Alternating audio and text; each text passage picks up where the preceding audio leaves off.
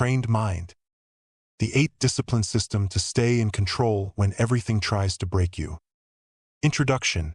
Before we begin, most books on mental strength will tell you to think positive. Visualize your goals.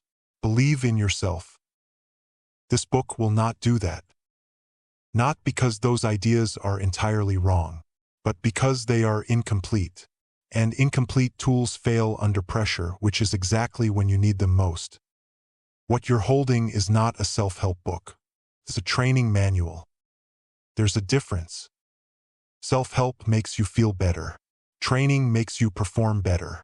One is designed for comfort. The other is designed for reality.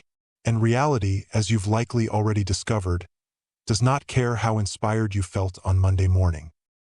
Reality cares about what you do on Thursday when you're tired, when the result isn't coming, when someone pushes the wrong button, and every impulse in your body is telling you to react, retreat, or give up. That is the moment this book was built for. Here is the single most important thing you need to understand before reading further. You are not losing because you are weak. You are losing because you are untrained. Those are not the same thing. Weakness implies something fixed, a flaw in your character, a deficiency in your DNA. Untrained means something completely different. It means the skill exists. It means the capacity is there. It means what's missing is not potential. What's missing is structure, repetition, and standards. The mind, like the body, becomes what it is repeatedly asked to do. A body never put under resistance stays soft. A mind never put under structure stays reactive. That's not a moral failing. That's just how human systems work. The problem is that nobody teaches this. Schools don't teach you how to stay calm when someone disrespects you in public. Parents don't teach you how to pause before you say the thing you'll spend a week regretting. Culture doesn't reward the person who stayed quiet and controlled. It celebrates the person who reacted loudest and posted it online. So most people grow up functionally untrained. They reach adulthood with high intelligence, genuine ambition, and a mind that falls apart the moment pressure shows up. Not because they're not smart enough, because they were never shown how to train. This book covers 8 core disciplines. They are not 8 separate ideas. They are 8 connected layers of the same system, each one building on the last, each one necessary for the others to hold. You'll learn how to win your inner game before any external battle begins. You'll learn why discipline, not motivation, is the only reliable engine of behavior. You'll learn how calm is built, not born, and how to develop it through exposure rather than avoidance. You'll learn the mechanics of the pause, the architecture of endurance, the clarity that becomes possible when you've trained your mind to cut noise instead of consume it. And you'll learn how the voice inside your head is either your most powerful weapon or your most persistent saboteur, depending on whether you've trained it. By the final chapter, you won't be a different person, but you will be more controlled, more grounded, and more deliberate. And in a world full of reactive people making reactive decisions, that alone is a significant edge. One instruction before you begin. Don't read this passively. If an idea lands and makes you uncomfortable, sit with that. That discomfort is not a sign to skip ahead. It's a signal that something real is being challenged. Something you've been telling yourself that may not be true. That challenge is the training. The book only works if you let it. Now, let's begin. Chapter 1: The War Nobody Talks About. You didn't lose the argument because the other person was smarter. You didn't lose the deal because your product wasn't good enough. You didn't destroy that relationship because you didn't care. You lost those things, all of them, long before they played out in front of anyone. You lost them in a moment nobody saw. A quiet internal collapse that looked invisible from the outside but decided everything. That's the war nobody talks about. The one happening inside you. Before results show up in your work, they show up in your mind.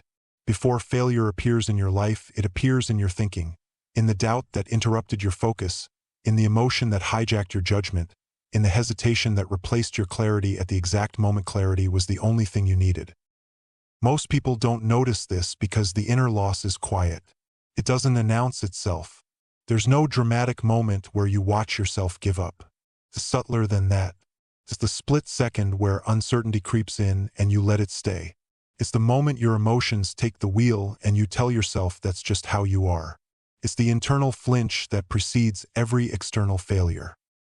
By the time the external evidence shows up, the missed opportunity, the blown conversation, the decision you can't take back, the war was already decided.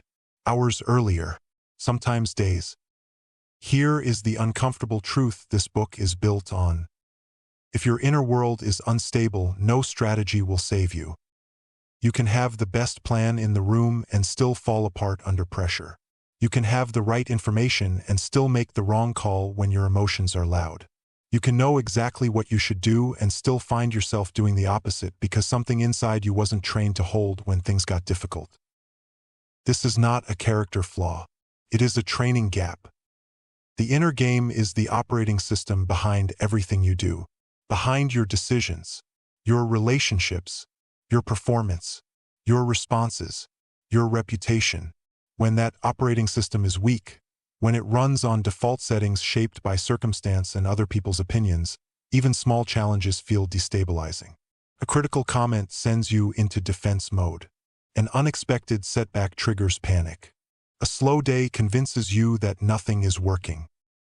When that operating system is strong, chaos becomes manageable.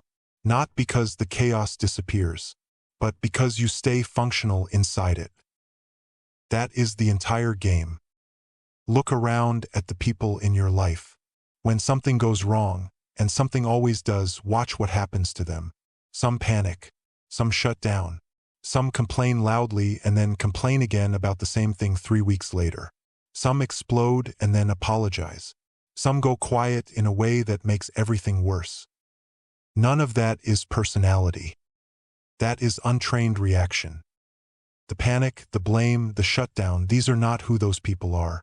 They are what those people do because nobody ever taught them to do anything different. Because there was never a structure in place. Because the habit of reaction became so familiar it started to feel like identity. That's just how I am. That sentence is one of the most expensive lies a person can believe. Who you are is not fixed. Who you are is built. And who you are under pressure, the version of you that shows up when things don't go your way, when someone challenges you in public, when the result doesn't come and the doubt gets loud, that version is trained or untrained. There is no middle ground. Winning the inner game starts with one specific skill: awareness. Not awareness in the vague, abstract sense. Tactical awareness. The kind that notices things in real time. Notice when your breathing shortens and your mind starts to race. Notice when doubt enters a thought and you let it park there without questioning it. Notice when your focus fractures under the first sign of pressure. Notice the exact moment you move from observing a situation to being consumed by it. Most people never notice any of this. They experience it, but they don't observe it. And you cannot change what you cannot see. This is where training begins. Not with action, with observation. When you can see your inner reactions clearly, when you catch the emotional surge before it becomes a behavioral decision, something important happens. A gap appears, a small one at first, a fraction of a second between what you feel and what you do. That gap is everything. Because inside that gap is choice, and choice is control. The untrained mind collapses that gap entirely. Stimulus arrives, reaction follows immediately. No space, no selection, no strategy, just impulse dressed up as instinct. When someone says the wrong thing, the untrained mind has already responded before a single considered thought occurred. When a plan falls apart, the untrained mind is already in crisis mode before the full picture is even visible.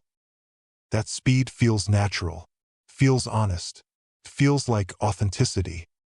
It is not authenticity, it is automation. And automation controlled by unexamined emotion costs you more than you'll ever be able to calculate. It costs you respect, the kind people lose for you quietly and never mention. It costs you opportunities that never return because the person on the other side of the table decided you were too volatile to trust. It costs you relationships where the other person got tired of your reactivity and simply stopped investing. The toll is real. It's just rarely visible in the moment. The trained mind operates differently. It doesn't eliminate emotion. Let's be completely clear about that. The goal of mental training is not to become robotic, cold, or detached. The goal is not numbness. The goal is organization. A trained mind organizes emotion, creates structure around it, can feel anger without acting on it, can feel fear without retreating, can feel uncertainty without freezing. That separation between feeling and behavior is not suppression.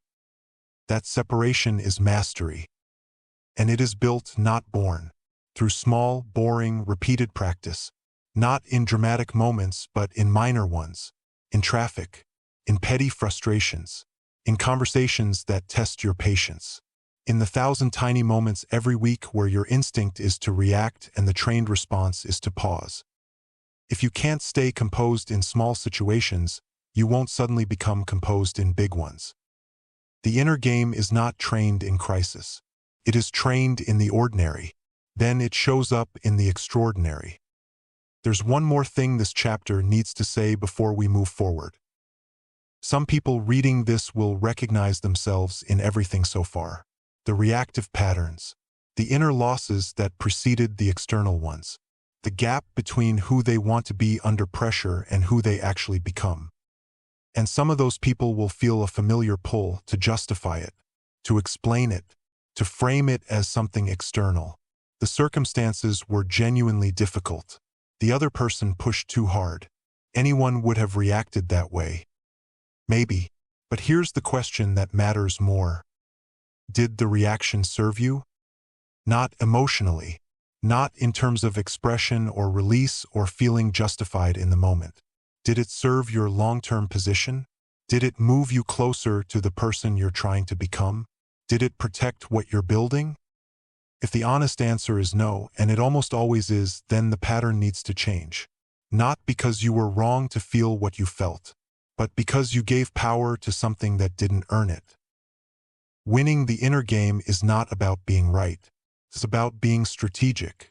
It's about protecting your long-term position in moments where short-term emotion is trying to make the decisions. Every external win is preceded by an internal one. That is the founding principle of this entire book. Not a motivational slogan, a mechanism. The external result follows the internal state. You can try to reverse engineer it to force outcomes without fixing the system that creates them, but that approach has a ceiling, a low one. The real leverage is here, in the inner game, in the training that happens when nobody's watching and nothing's on the line. Because the version of you built in those ordinary, quiet, low-stakes moments is the version that will show up when everything is on the line. Train that version. Everything else follows. In the next chapter, you'll confront one of the most quietly destructive habits most people never question. Letting how you feel decide what you do, and why that habit alone is enough to guarantee an inconsistent life. Chapter 2.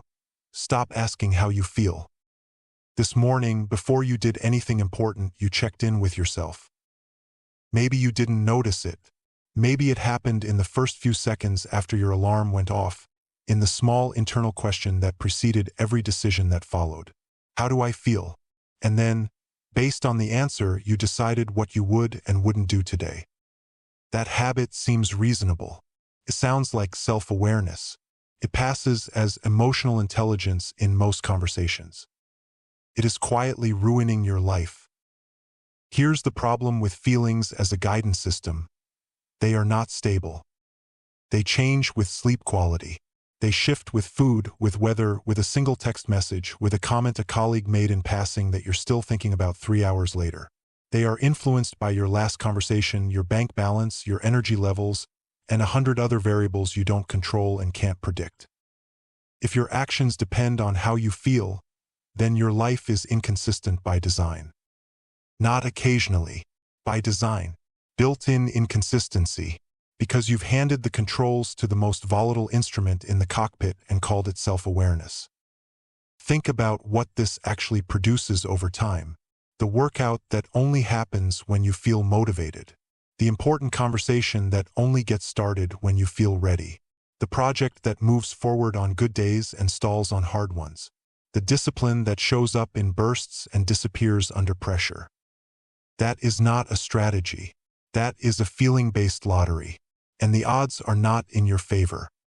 Now here's what most people do with this realization. They try to fix the feelings. They chase motivation. They watch videos designed to pump them up. They look for the right environment, the right playlist, the right circumstances that will finally make them feel like doing what needs to be done.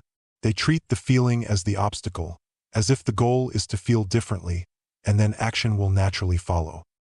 This is the trap, and it's one of the most seductive traps in the entire mental game. Because motivation is real.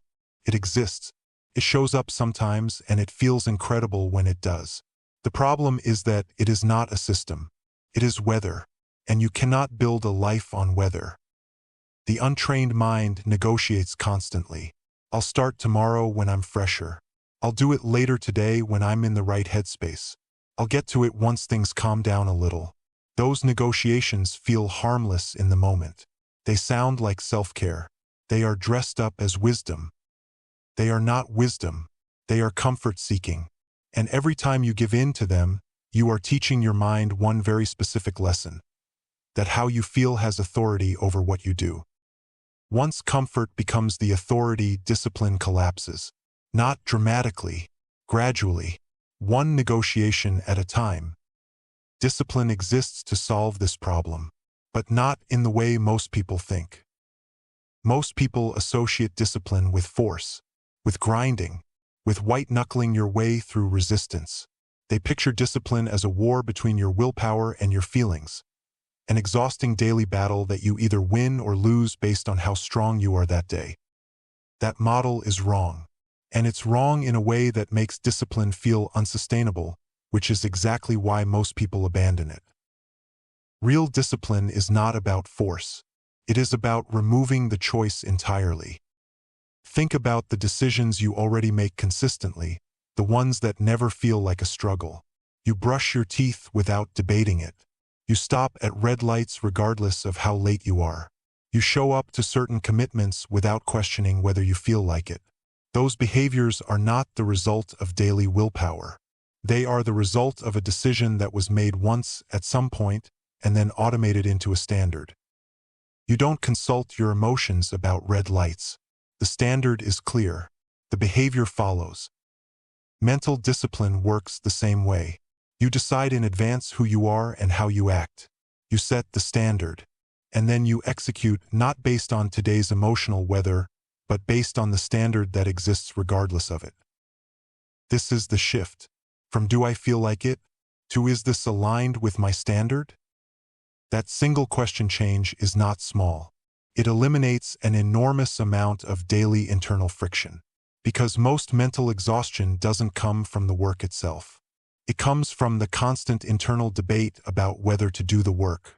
Indecision drains more energy than action ever does. Discipline removes the debate. The decision was already made. All that remains is execution. There's a deeper payoff here that most people miss entirely. When you consistently follow through, when you act in alignment with your standards regardless of how you feel, something changes in your relationship with yourself. You start to trust yourself, not in a vague affirmational way, in a concrete behavioral way.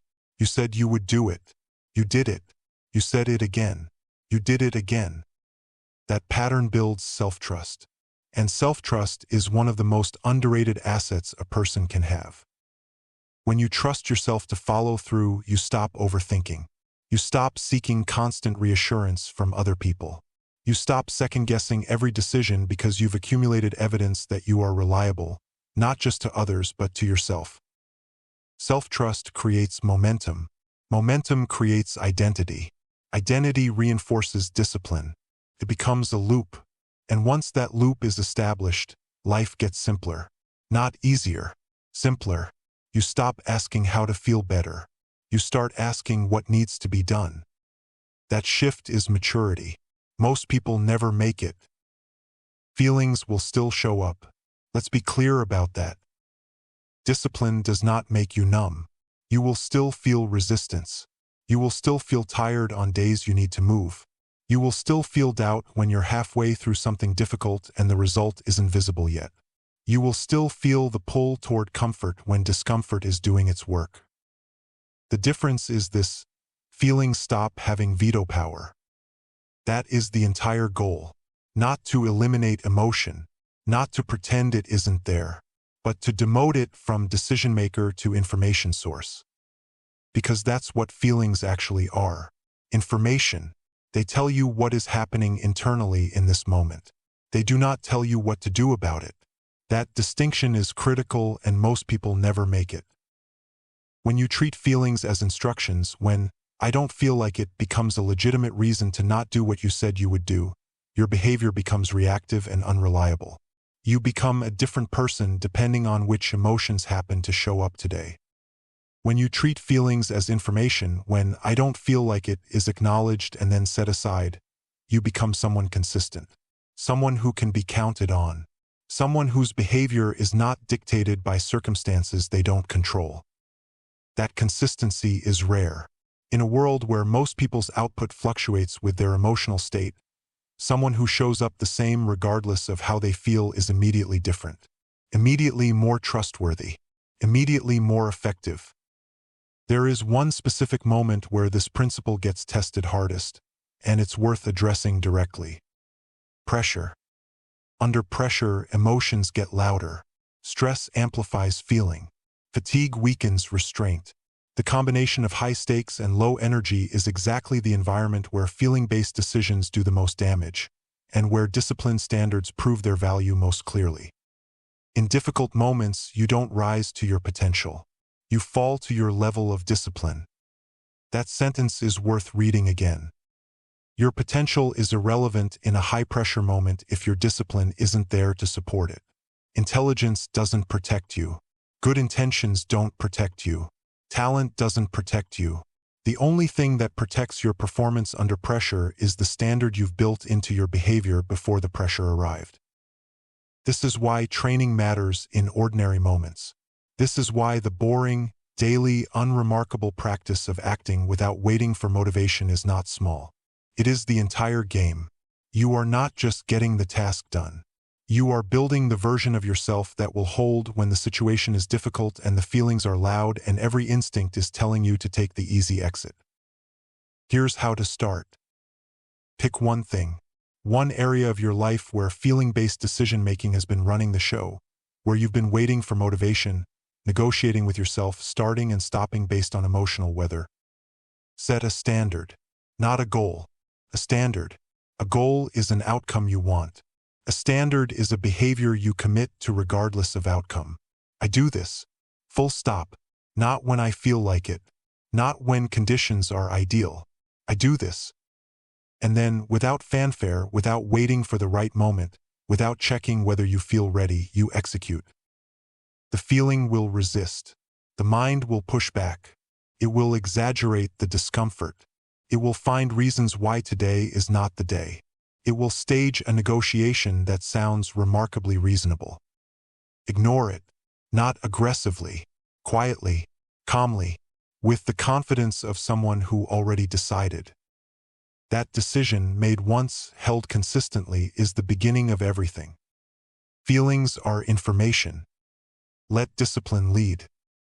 In the next chapter, you'll learn why calm is the most underestimated competitive advantage available to you, and how the people who stay composed when everyone else is reacting end up controlling outcomes that were never supposed to be theirs. Chapter 3: Calm is not a personality. The room was falling apart. Deadlines collapsing, voices rising, everyone talking over each other, assigning blame, demanding answers, accelerating toward a decision that nobody had actually thought through. The pressure was real, the stakes were real, and the chaos was feeding itself, the way it always does when reactive people are in the same room with an unresolved problem. And then one person spoke. Not loudly, not urgently, calmly. 2 sentences, measured, clear. No apology in the tone, no panic underneath it. Just steadiness at a moment when steadiness was the rarest thing in the room. everything slowed down. Not because the problem was solved, not because the pressure disappeared, but because one person's composure created a gravitational pull that the chaos couldn't compete with. People paused. Breathing changed. The temperature dropped. And suddenly, a room full of reactive minds had an anchor and started thinking instead of spiraling. That person didn't have a better plan. They had better training. Most people believe calm is a personality trait, something you're either born with or you're not. They know someone who seems naturally unflappable, who moves through difficult situations without appearing rattled, and they attribute it to temperament. That's just how they are.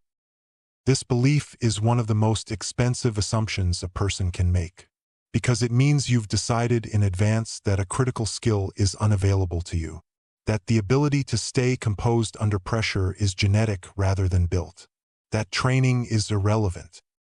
It is completely wrong. Calm is a skill. It is trainable, developable, and buildable through specific, repeatable practice. The person who appears naturally calm has almost always spent significant time, consciously or not, developing the conditions that allow calm to exist.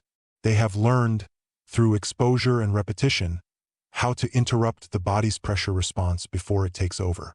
They have built a nervous system that has been through enough difficulty to stop treating every challenge as an emergency. That is not personality. That is training history, which means it's available to you.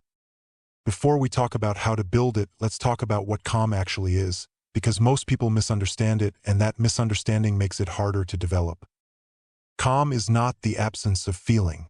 It is not emotional flatness. It is not detachment or indifference or pretending the pressure isn't real. Calm is functional clarity under pressure. It means your thinking remains intact when the situation is difficult. Your perception stays wide when everything is pushing it narrow.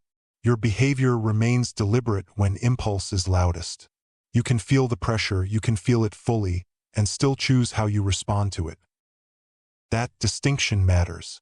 If you're waiting to feel calm before you act calm, you will wait a long time. Calm is not a feeling that arrives first and then enables controlled behavior. Calm is controlled behavior that generates the feeling.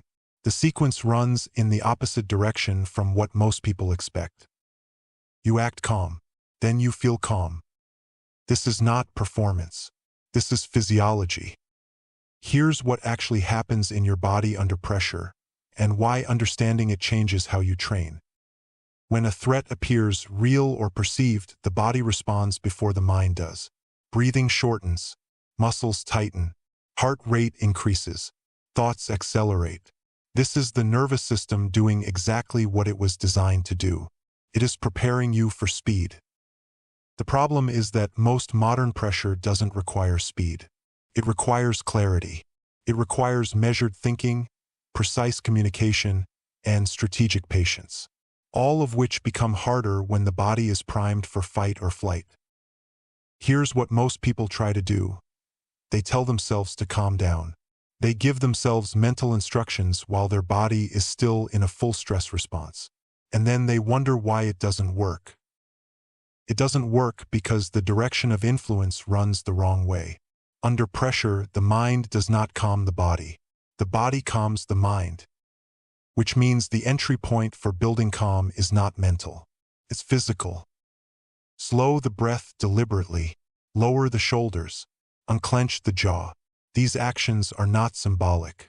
They are direct signals to the nervous system, specific physiological inputs that interrupt the stress response and communicate a simple message.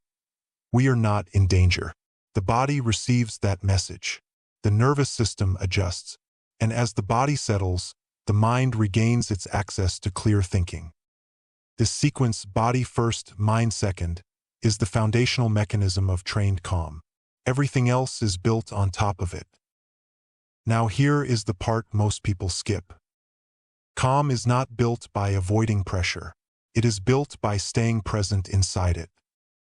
This seems counterintuitive.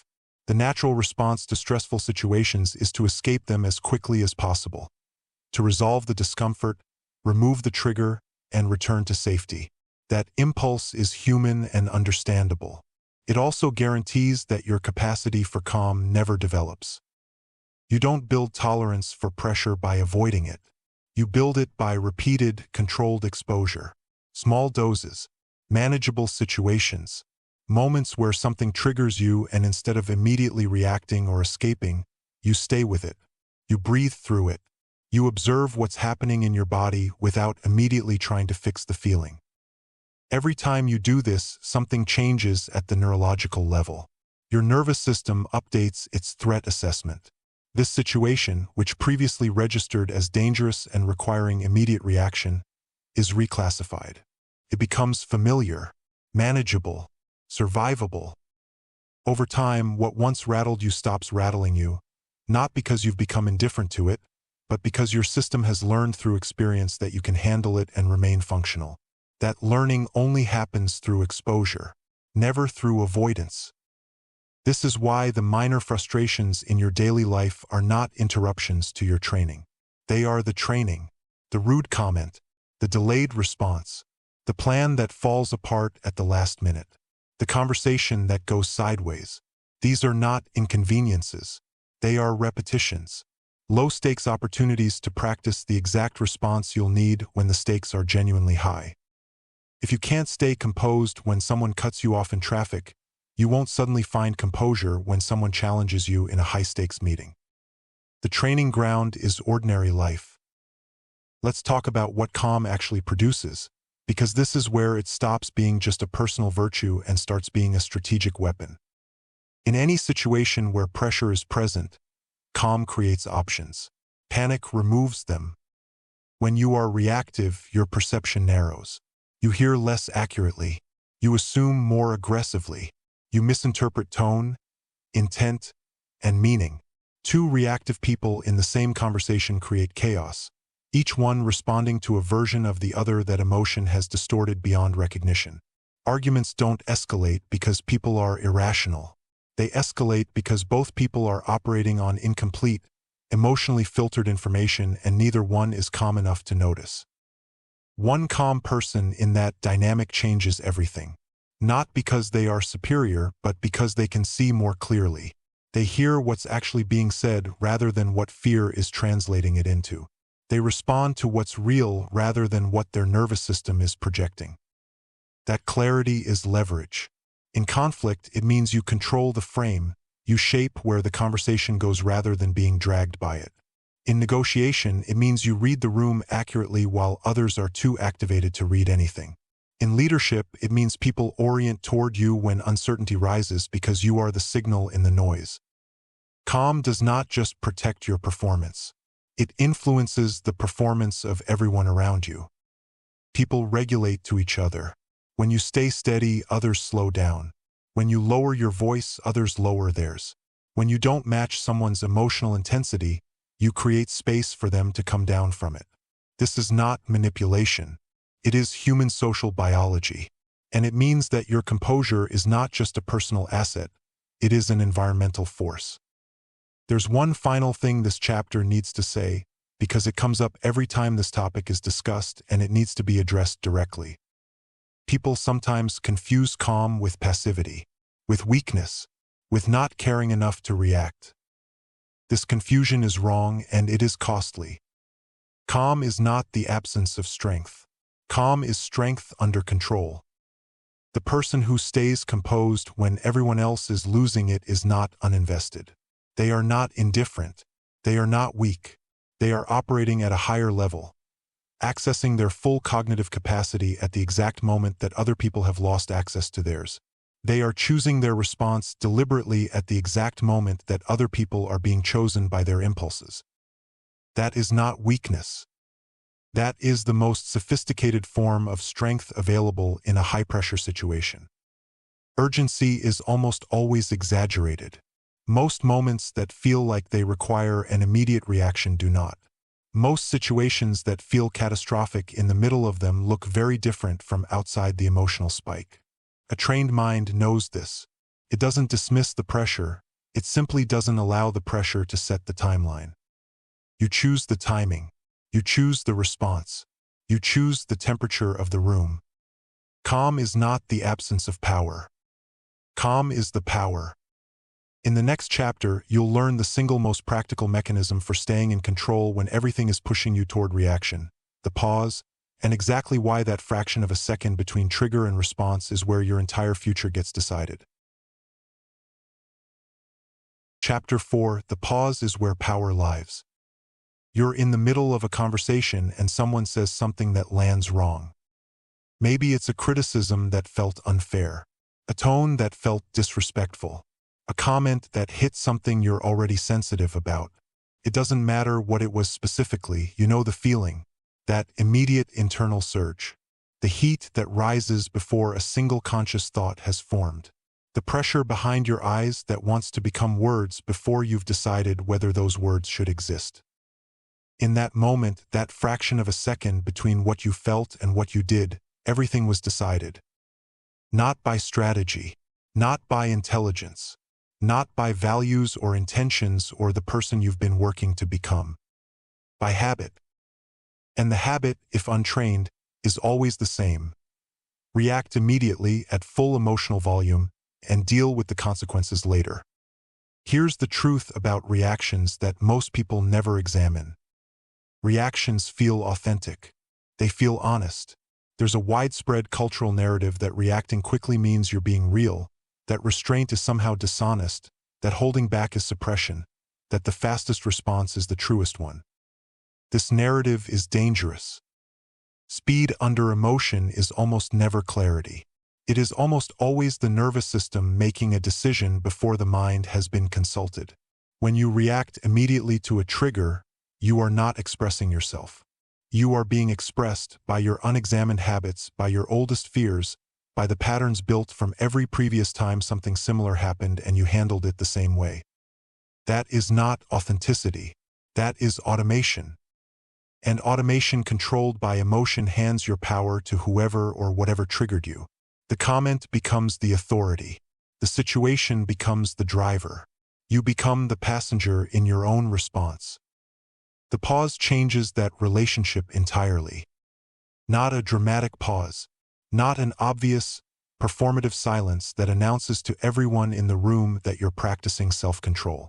A breath, a fraction of a second of deliberate space between stimulus and response.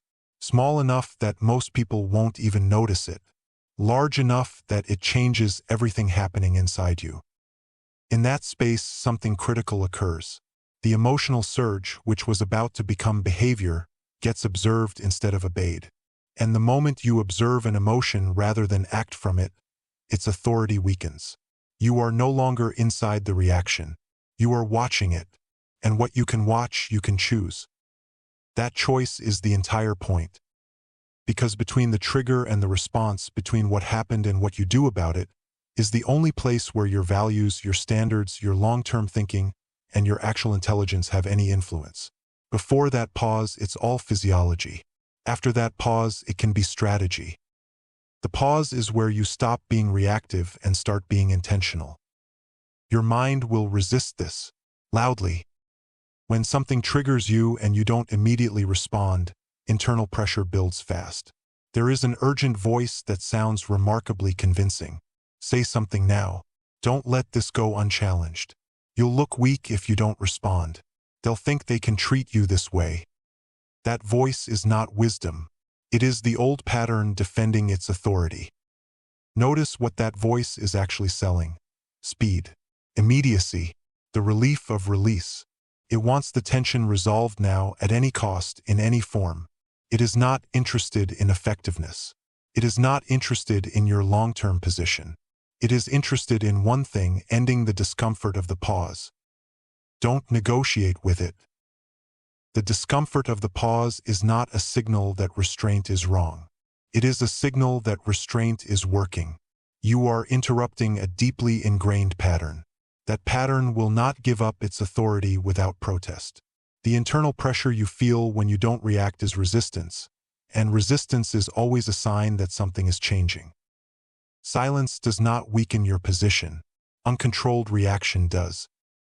Let's talk about what the pause actually produces in practice, because this is where it stops being philosophy and starts being leverage. When you don't react, something interesting happens to the person who expected you to. They lose momentum. People who trigger others, consciously or not, are calibrated to a certain response. They expect emotion. They expect defense. They expect you to match their energy or shrink from it. When neither happens, when you simply remain steady and take your time, the dynamic shifts in a way they weren't prepared for. They often escalate first. They push harder, speak louder, repeat themselves, trying to generate the reaction they anticipated. When it still doesn't come, something deflates. The energy that was organized around provoking you has nowhere to land. They lose footing. You gain it. This is not a tactic you deploy. It is a natural consequence of self-control. You are not manipulating the situation. You are simply refusing to be manipulated by it. And that refusal, quiet, consistent, unspectacular, shifts power in a direction that emotional reaction never could. Reactive people are easy to read. They advertise their triggers. Every time they respond with immediate emotion to a specific kind of provocation, they publish a manual. Here is how to move me, here is what destabilizes me, here is the button, and here is exactly what happens when you press it. A trained mind keeps that manual private. There's a distinction worth drawing here between restraint and suppression, because people confuse them, and that confusion leads to bad outcomes. Suppression is forcing emotion down. It is the white-knuckled effort to pretend you don't feel what you feel. It doesn't resolve the emotion, it pressurizes it. Suppressed emotion doesn't disappear. It accumulates, and it eventually surfaces in ways that are harder to control than the original reaction would have been. Restraint is different. Restraint is feeling the emotion fully and choosing not to let it drive behavior. It is acknowledgement without obedience. You know what you feel. You are not pretending otherwise. You are simply deciding that this feeling, right now, does not get to make the decisions. The way to practice this is specific. When you feel a reaction forming, when the emotional surge is present and the urge to respond is strong, label it internally. One word: anger, defensiveness, frustration, impatience. Just naming it. That single act of labeling creates distance. Not because the emotion goes away, but because you've moved from being inside it to observing it. You've shifted from first-person experience to third-person awareness. And in that shift, agency returns. You are no longer the anger. You are the person watching the anger. And the person watching gets to choose what comes next. Sometimes what comes next is nothing. This is the part most people struggle with most. The idea that the strongest possible response to a situation is sometimes no response at all. Not avoidance. Not fear. Not retreat. Restraint. Deliberate, chosen, strategic silence. Silence is misread by almost everyone as weakness. Culturally, socially, in most of the environments people operate in, the expectation is engagement. The expectation is that if something was said, something must be said back. That if a challenge was issued, it must be answered. That silence means you had nothing, that you lost, that you conceded. These assumptions are wrong, and sophisticated people know it. Silence does not mean you have nothing. It often means you have enough not to need to prove it. It means you understand that not every provocation deserves your energy. Not every battle deserves your engagement.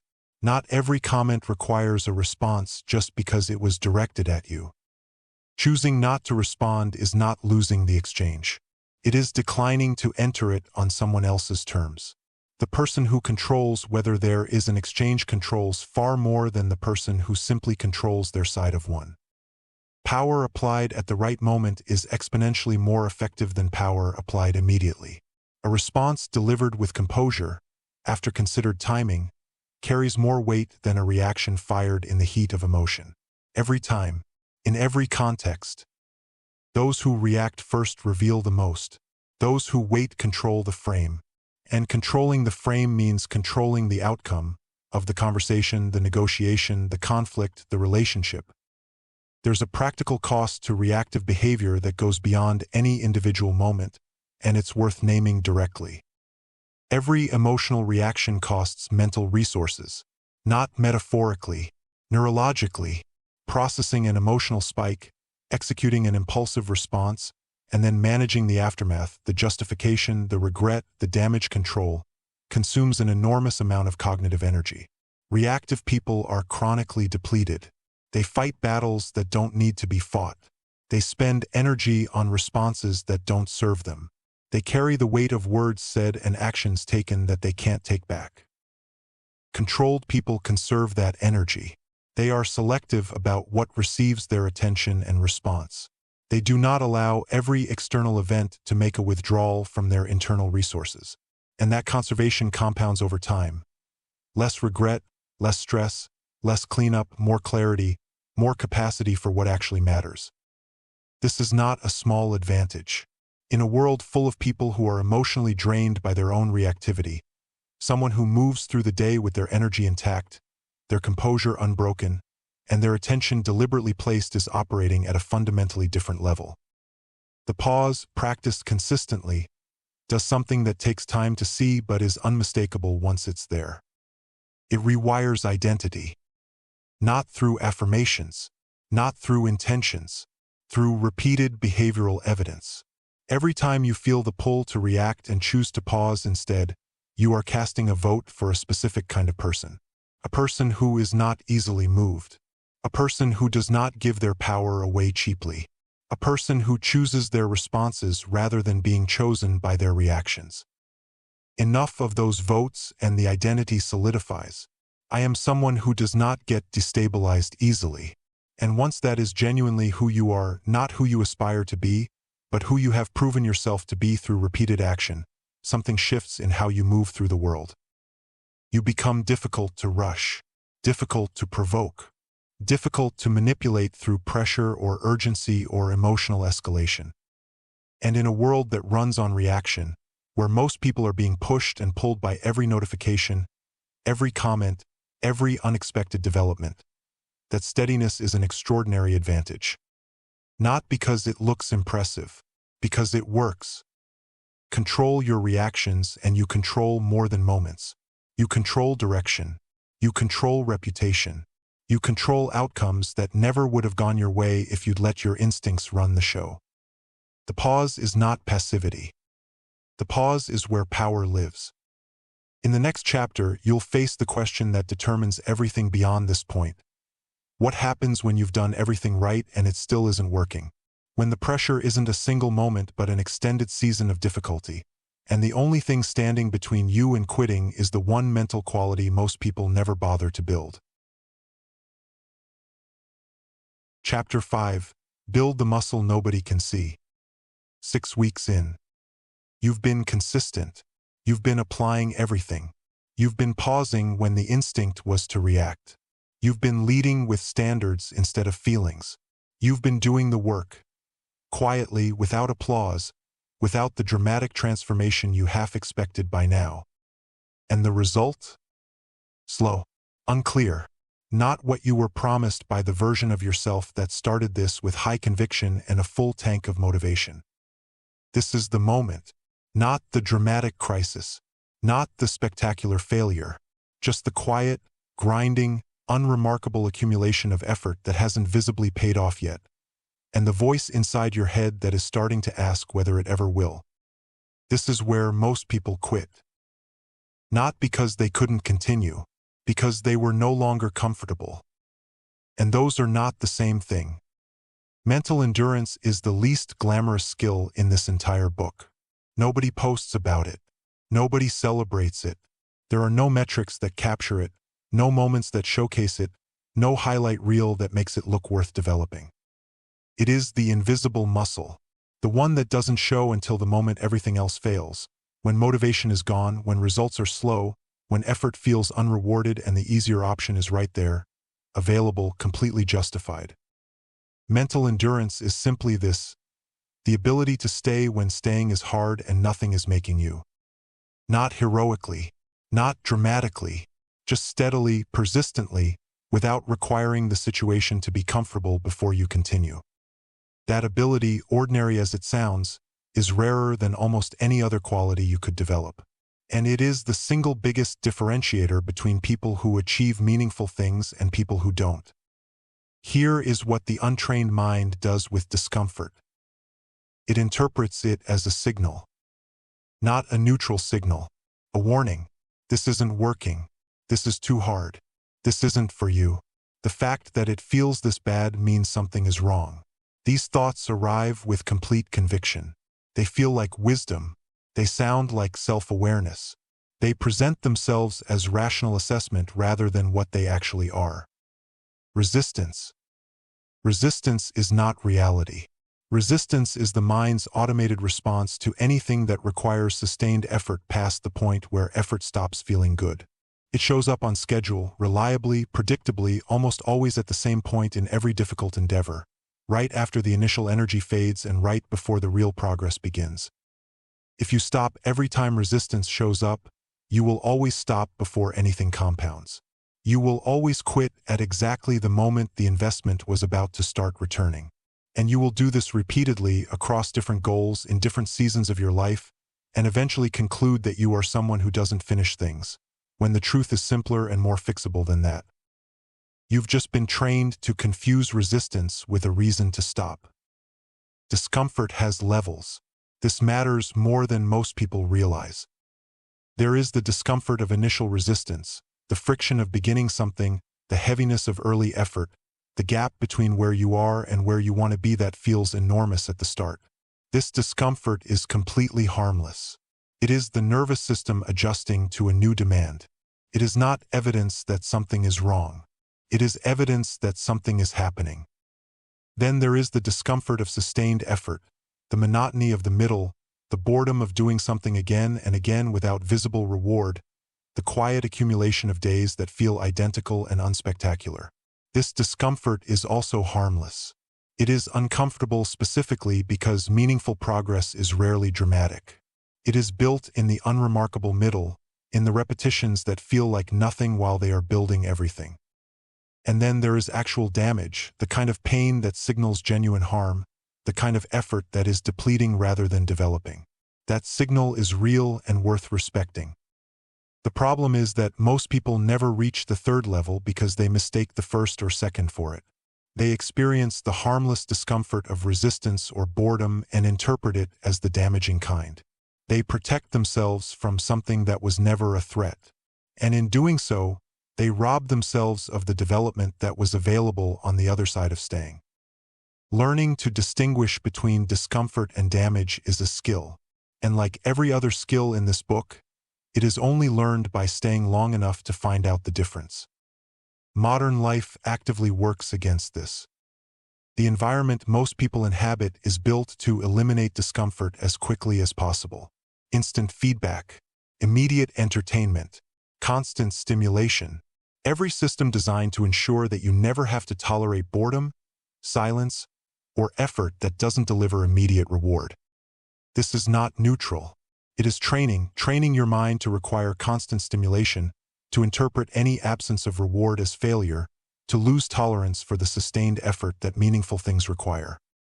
A mind conditioned by instant gratification experiences genuine, compounding difficulty when asked to do something that takes time. Not because the task is too hard, because the tolerance for unrewarded effort has been systematically weakened. This is one of the most under-acknowledged problems in modern performance. People are not less talented than previous generations. They are less tolerant of the process that talent requires to become results. And the gap between potential and outcome, the space filled by people who had less ability but more endurance, is growing wider. Endurance is increasingly rare, which means it is increasingly valuable. Building it is not complicated. It is just uncomfortable, which is the point. The method is deliberate, repeated exposure to mild discomfort that you choose not to escape. Not extreme challenges. Not heroic suffering. Just the ordinary practice of staying with difficulty a little longer than feels natural. Finishing the task instead of abandoning it slightly early. Holding focus a little past the point where distraction becomes attractive. Waiting for the right decision instead of making a fast one just to end the tension. These choices seem small. They are not small. They are the repetitions that build the invisible muscle. Each time you stay when the instinct was to leave, each time you continue when stopping felt completely justified, You are teaching your mind a lesson it will not forget. I can handle this. Discomfort is survivable. Effort is not dangerous. That lesson compounds. Your baseline shifts. What once felt overwhelming begins to feel manageable. Not because it got easier, but because you got stronger. And the threshold for what you can tolerate keeps rising. Slowly, without announcement, without any visible sign of progress. Until one day, in the middle of something genuinely difficult, you notice that you are not falling apart.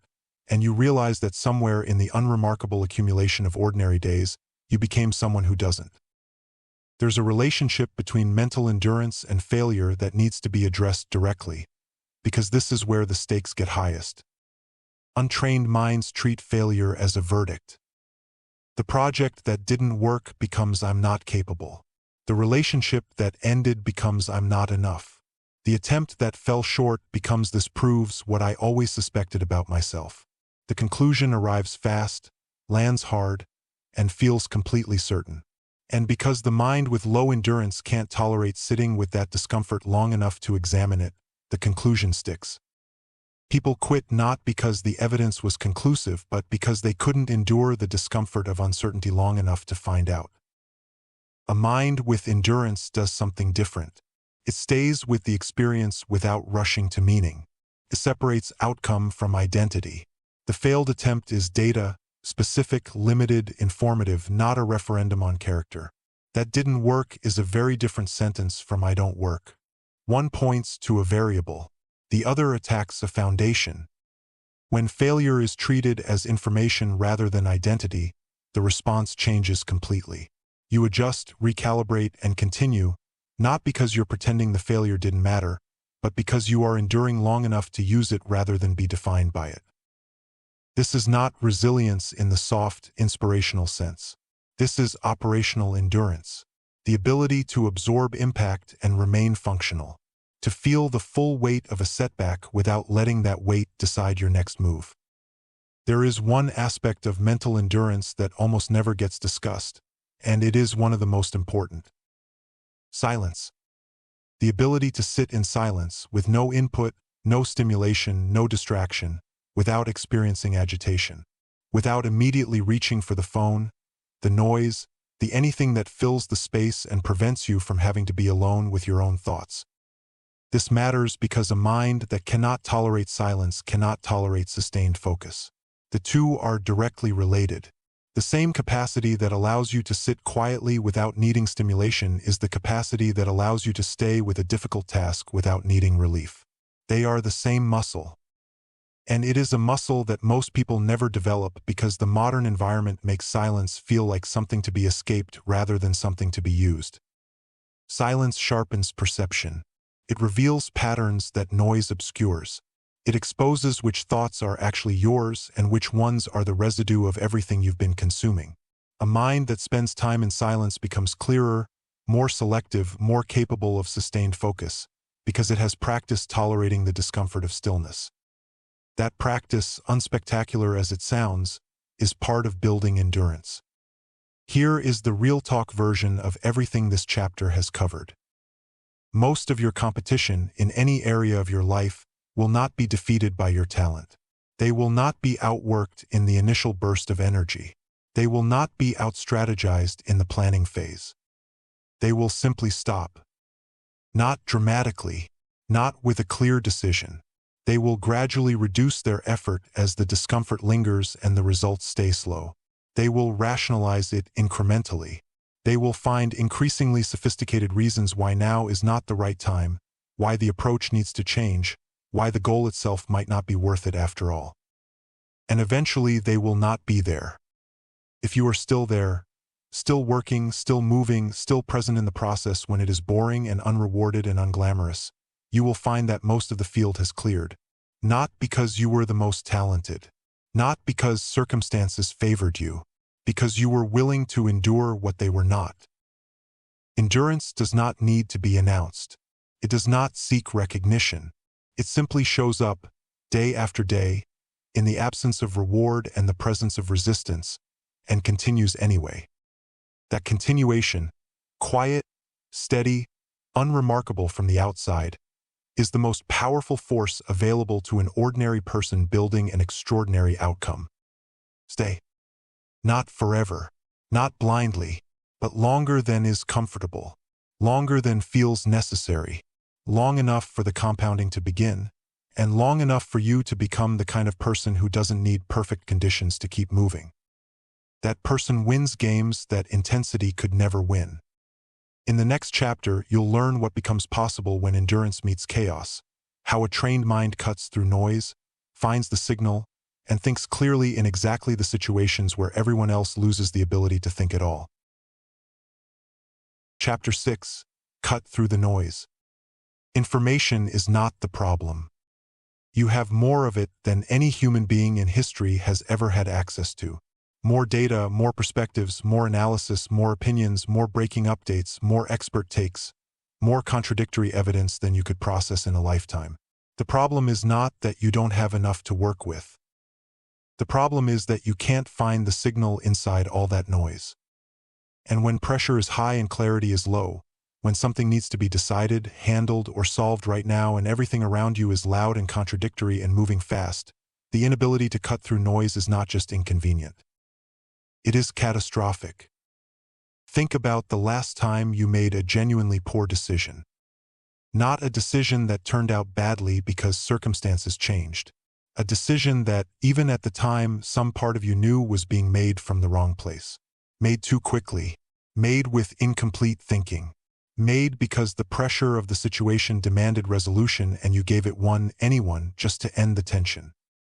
The chances are high that noise was the real culprit. Not stupidity, not weakness, not bad values. Too many inputs, too little structure, too much urgency, and a mind that had never been trained to filter any of it. Bad decisions are rarely made because people lack intelligence. They are made because intelligent people, operating under pressure with no filtering system and no clarity about what actually matters, choose the fastest available option rather than the right one. Speed masquerading as decisiveness. Relief masquerading as strategy. Clarity is what separates those two things. And clarity under pressure is a trained capacity, not a natural one. Here is what happens to thinking when chaos enters a room. The untrained mind speeds up, processes faster, not better. It reaches for information rather than filtering it. It tries to consume its way to clarity. More data, more opinions, more angles, operating on the unconscious assumption that if it just gathers enough, the right answer will eventually emerge from the volume. It won't. Clarity does not come from accumulation. It comes from elimination. The mind that thinks clearly under pressure is not the one processing the most information. It is the one that has identified what information matters and has the discipline to ignore everything else. This is counterintuitive. When things are chaotic, the instinct is to gather, to seek more input, to expand the search. That instinct feels responsible, feels thorough. It is, in practice, a way of postponing clarity while performing the appearance of pursuing it. The trained mind does the opposite. When chaos enters, it narrows, not by closing off or shutting down, but by deliberately identifying the single most important variable and orienting everything around that. It asks one question before it asks any other. What actually matters here? Not what is loudest, not what is most urgent, not what other people are most animated about. What actually matters in terms of the outcome you're trying to protect, the value you're trying to uphold, the decision that will have the longest reach. That question alone cuts more noise than any other tool available to you. There is a skill underneath this that rarely gets named directly: the ability to tolerate ambiguity. Noise thrives on the discomfort of not knowing. When the situation is unclear and the outcome is uncertain, the mind experiences that ambiguity as threat. And its solution to the threat is to fill the uncertainty with something, with assumptions, with projections, with the story that makes the most emotional sense even if it has the least factual basis. This is how misunderstandings become conflicts, how manageable problems become crises, how situations that required patience and observation get collapsed into premature conclusions because someone couldn't tolerate not knowing long enough to find out. The untrained mind fills silence with assumption. It interprets ambiguity as confirmation of its worst case. It mistakes uncertainty for danger and responds accordingly, with urgency, with defensiveness, with decisions made to resolve discomfort rather than address reality. A trained mind holds ambiguity, not forever, not passively, but long enough to observe rather than project, long enough to gather actual information rather than invented narrative, long enough to let the situation clarify rather than forcing a resolution onto it prematurely. That ability to stay in the discomfort of not knowing without rushing to a conclusion is one of the clearest marks of a mind that has been trained. And it is built, like everything else in this book, through repeated practice. Every time you resist the urge to fill silence with assumption, you are developing this capacity. Every time you ask a question instead of stating a conclusion, you are training it. Every time you say, "I don't have enough information yet," and mean it without apology, you are using it. Let's get specific about how clarity is built in real time, because this can't stay abstract. When a chaotic situation arrives, most people's first response is to react to the whole thing simultaneously. They try to address everything at once, which means they address nothing effectively. Their attention fragments. Their thinking scatters. They are everywhere and therefore nowhere useful. Sequential thinking is the antidote. Not multitasking, not parallel processing. One thing fully, then the next. The mind is not designed for genuine multitasking under pressure. What feels like multitasking is context switching, rapid, energy-expensive movement between incomplete thoughts that leaves every one of them half-processed. The result is the frantic, exhausting, ultimately ineffective thinking pattern most people mistake for handling a complex situation. Sequential thinking looks like this. Stop. Identify the most important variable. Address only that. Then move to the next. The situation does not need to be resolved all at once. It needs to be resolved in the right order. This is harder than it sounds because chaos creates urgency, and urgency creates the feeling that everything needs attention simultaneously. That feeling is almost always wrong.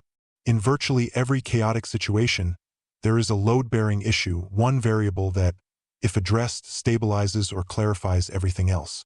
Finding that variable and addressing it first is not reductionist. It is efficient.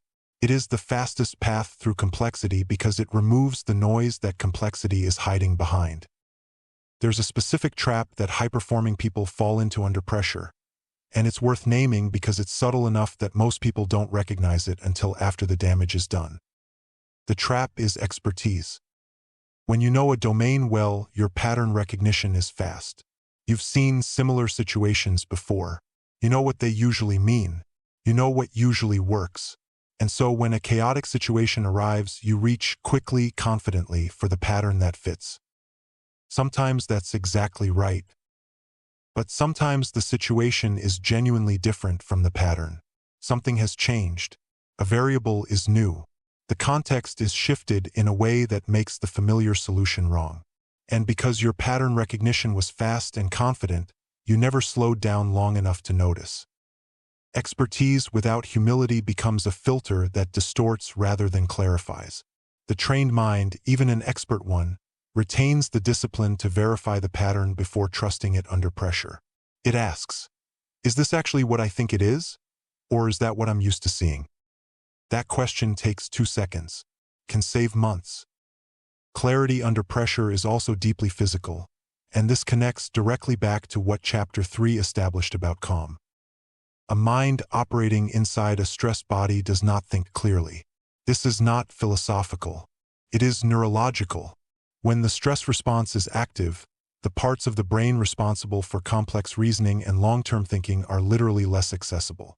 The system prioritizes immediate threat response over deliberate analysis, which means that all the thinking tools available to you, your intelligence, your experience, your judgment, are operating at reduced capacity precisely when you need them most. This is why the physical entry point to calm that Chapter 3 described is not just about composure. It is about cognitive access. When you slow the breath, lower the shoulders, and interrupt the stress response, you are not just managing how you appear. You are restoring access to your own thinking. Clarity is not just a mental skill. It is a physical precondition. The sequence matters. Body settles first, mind clears second. Clear thinking produces better decisions third. Skip the first step and the third step becomes largely unavailable, no matter how intelligent you are or how experienced you are or how many times you've navigated something similar. Now pull all of it together because this is where the system becomes visible. You've been building something across every chapter of this book. A mind that can observe rather than react, that follows standards instead of feelings, that stays calm through physical discipline rather than willpower, that pauses at the trigger point and chooses its response, that endures the slow, unrewarded middle without collapsing. And now, that cuts through noise to find the signal, holds ambiguity without manufacturing false certainty, and thinks sequentially through complexity rather than being overwhelmed by it. Each of these is a layer. None of them works fully without the others. Calm without endurance collapses in the long game. Endurance without clarity becomes blind persistence. Clarity without the pause gets contaminated by the reaction that precedes it. The pause without discipline becomes avoidance. Discipline without the inner game foundation is exhausting and brittle. The system holds because the layers connect. Which means the question is no longer which of these skills you admire. The question is which one is currently your weakest, because that is the one creating the ceiling on all the others. Find the signal. Not by consuming more, by eliminating faster, not by processing everything, by identifying what matters and building the discipline to ignore the rest. In a world engineered to fragment your attention and flood your perception with noise, the ability to find and hold the signal is not just a cognitive advantage. It is the difference between reacting to your life and actually directing it. In the next chapter, you'll go deeper than behavior, into the architecture behind it. The voice inside your head has been running a program since before you were old enough to question it. It's time to find out what that program has been telling you to do, and whether it's been building you or quietly dismantling you. Chapter 7: The Voice Running the Show. You've been in a conversation with yourself every single day of your life. Every morning before you speak to anyone else. Every night after the noise settles. In the middle of difficult moments, in the space between trigger and response, in the quiet stretch of the pause you've been building. Through every chapter of this book, behind every principle, underneath every decision you've ever made, there has been a voice. That voice has an opinion about everything, about who you are, about what you're capable of, about what you deserve, what you should attempt, what you should protect yourself from, and what you've already proven about yourself through past failures that it hasn't forgotten and doesn't intend to let you forget either. The question is not whether that voice exists. It does in every human being without exception. The question is who trained it. Most people have never asked that question. They experience the inner voice as simply the truth, a neutral, accurate narrator reporting reality as it is. When it says you're not ready, they believe it. When it says this won't work, they factor it in. When it says you always end up here, they accept the premise without examining the evidence. They treat the inner voice as an authority rather than a habit. But the inner voice is not neutral. It is not objective. It is not a dispassionate assessment of your actual capabilities or the realistic probability of your success. It is a pattern, built from accumulated experience, shaped by early environments, reinforced by every moment you listened to it without questioning it, and strengthened by every time it spoke and behavior followed. Your inner voice is not reporting who you are. It is maintaining who you've been. And those are two very different things. Here's where this gets uncomfortable. Most of the internal commentary people carry was not chosen. It was absorbed from parents who spoke about struggle in a specific way, from early failures that got interpreted by a young mind without the context to interpret them accurately, as permanent evidence of limitation, from environments that rewarded certain behaviors and punished others, quietly teaching the mind what was safe and what was dangerous. By adulthood, most people are operating on a set of internal instructions they have never reviewed, never questioned, and never consciously agreed to. They are running someone else's programming or the programming of a much younger, less capable, less informed version of themselves in the circumstances of their current life. And then they wonder why they keep producing the same results. The ceiling is not external. It is the voice, and the voice is not truth. It is history masquerading as prophecy. There are two kinds of inner voice, and learning to distinguish between them is one of the most important skills this book will ask you to develop. The first is emotional self-talk. This is the voice that speaks from the activated nervous system, from fear, from insecurity, from the part of the mind that is trying to protect you from discomfort at any cost. It speaks in conclusions. I can't do this. I'm going to fail. This always happens to me. What's the point? It presents its output as observation, but it is actually emotion wearing the costume of reason. It sounds certain, feels definitive, and it is almost always wrong about the specific thing it is most certain about. Emotional self-talk is fast, loud, and confident. It is also fundamentally reactive. It responds to the situation rather than directing you through it. And when you are already under pressure, when the nervous system is already activated, this voice gets louder and more persuasive at exactly the moment you can least afford to trust it. The second is directive self-talk. This is the trained voice, deliberate, instructional, forward-facing. It does not speak in verdicts. It speaks in instructions. Not I can't handle this, but what do I do right now? Not I'm not ready, but what's the next step? Not this always goes wrong, but what do I control in this moment? The difference between these two is not positivity versus negativity. Directive self-talk is not cheerleading. It is not pretending difficulties don't exist or forcing manufactured optimism into situations that don't warrant it. It is simply speaking in a language that produces action rather than paralysis. A language that moves you forward rather than holding you in place. Emotional self-talk evaluates. Directive self-talk navigates. One is a commentary on the situation. The other is a response to it. The way the inner voice shapes behavior goes deeper than most people realize, and it operates through a mechanism worth understanding precisely. Identity. The inner voice does not just describe what is happening. It describes who you are. And the mind, with extraordinary consistency, behaves in alignment with its own self-description. Not because people are rigid or limited, but because the mind is efficient. It looks for evidence of its existing beliefs rather than challenging them. It takes the path that is consistent with the identity it already holds. Which means that if your inner voice carries the self-description of someone who doesn't finish things, you will find ways not to finish things, and find them without trying.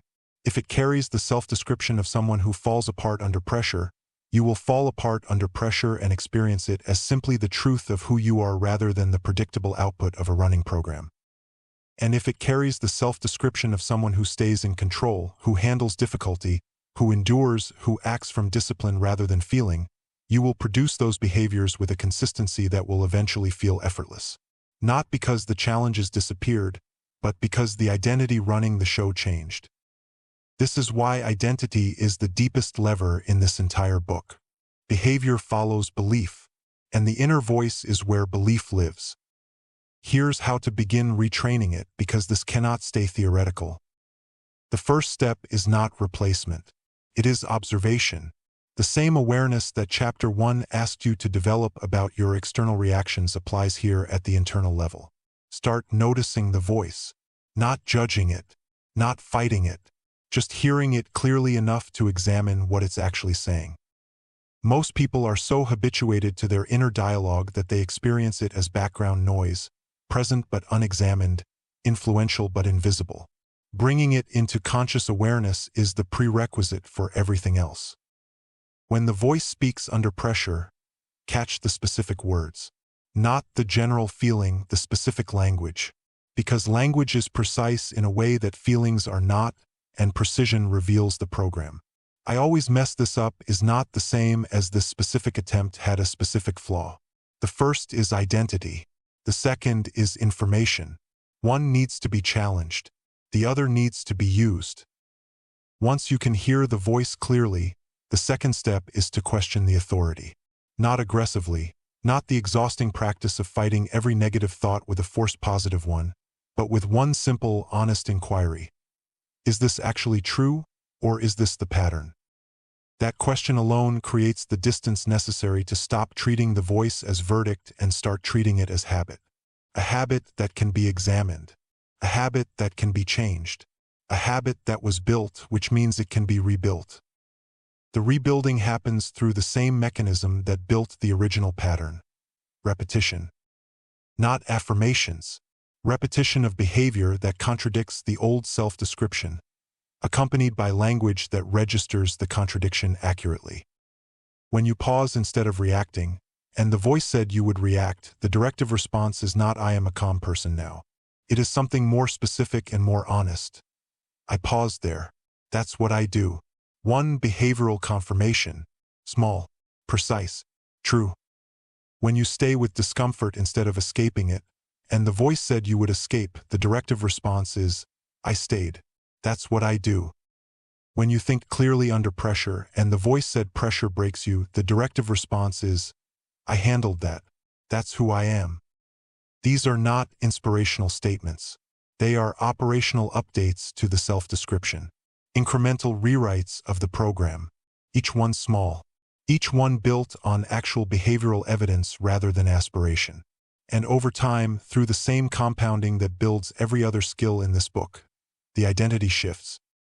Not because you decided it would, because you proved it would. There's a practical application of this that specifically connects to everything built across the previous 6 chapters. Every principle you've been developing has an internal language component. Staying calm under pressure requires a voice that says slow down, breathe, I've got this rather than I can't handle this, it's too much. The pause requires an inner voice that says I don't have to respond right now rather than say something or you'll look weak. Endurance requires a voice that says discomfort is not damage. Stay rather than this is a sign something is wrong. In each case, the external behavior you're developing is supported or sabotaged by the internal language running underneath it. You can have the right strategy and the wrong narrative will win eventually. The inner voice is the foundation beneath the foundation. Chapter 1 said that every external win is preceded by an internal one. This is where that statement becomes most precise. The internal win happens here. In the language, in the self-description, in the shift from a voice that evaluates and concludes to a voice that directs and moves. One more thing. The voice you're training is not just for you. The inner language you use under pressure becomes your outer language under pressure. The self-descriptions you carry become the energy you bring into rooms. The narrative you've built about your capacity shapes how you show up in every relationship, every leadership moment, every high-stakes situation where the people around you are looking, consciously or not, for someone whose inner stability they can orient toward. You cannot project calm you don't carry. You cannot communicate confidence built on a voice that privately dismantles you. You cannot lead from a foundation that is narrating your inadequacy below the surface of every decision. The inner voice, trained well, becomes the source code for everything visible. Train it like it matters. Because of everything in this book, the pause, the calm, the discipline, the endurance, the clarity, nothing compounds as powerfully or as quietly as the language running inside your own head. Change the program. The behavior will follow. In the next chapter, you'll face the most underrated question in this entire book. Not whether you have the right tools, not whether you understand the system, but whether you will actually show up to use it. Consistently, quietly, without requiring the situation to be perfect or the motivation to be present. Because everything built across 7 chapters means nothing if the person who built it disappears when showing up stops being exciting. Chapter 8, Show Up. Full stop. Nobody is going to call you. Nobody is going to send a reminder.